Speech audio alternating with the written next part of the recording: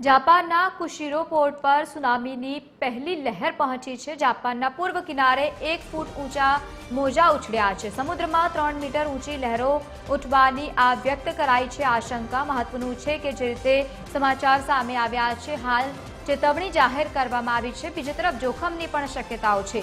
જાપાનમાં ટ્રેન સેવા પણ રોકી દેવામાં આવી છે। લોકોને કાંઠાના વિસ્તારો ખાલી કરવા માટે ચેતવણી જાહેર કરવામાં આવી છે।